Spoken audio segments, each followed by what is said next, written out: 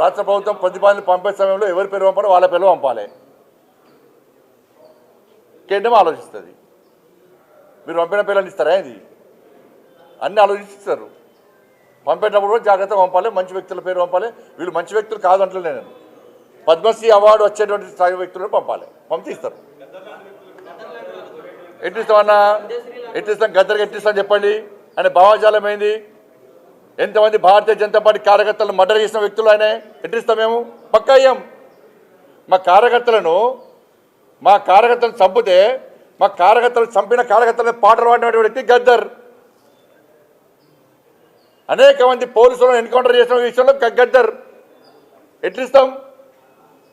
మీరు వంశం ఇస్తాం ఏంది అవార్డ్స్? భయపడే ప్రసక్తి లేదు, వెనుకపోయే ప్రసక్తి లేదు.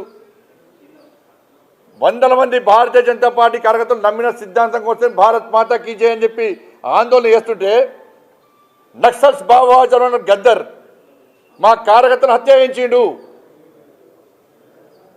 ఎన్ఐఏ ఎంక్వైరీ చేసింది గద్దర్ గారి మీద. అనేక మంది పోలీసులను ఎన్కౌంటర్ పేరుతో మర్డర్ చేసిండు. అటువంటి వ్యక్తిని ఏ విధంగా పంపుతారు ఇవాళ? ఇది ఈ రాష్ట్రము మరి పోయినసారి వచ్చినాయి, ఇప్పుడు కూడా తెలంగాణకు.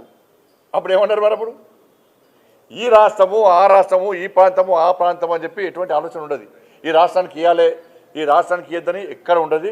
ఇవన్నీ మళ్ళీ ఒకసారి తెలంగాణ సెంటిమెంట్ను మీరు రగిలిసిన తెలంగాణ ప్రజలు అన్నీ తెలుసు. ఎవరు తెలంగాణ సెంటిమెంట్తో లాభపడ్డారు.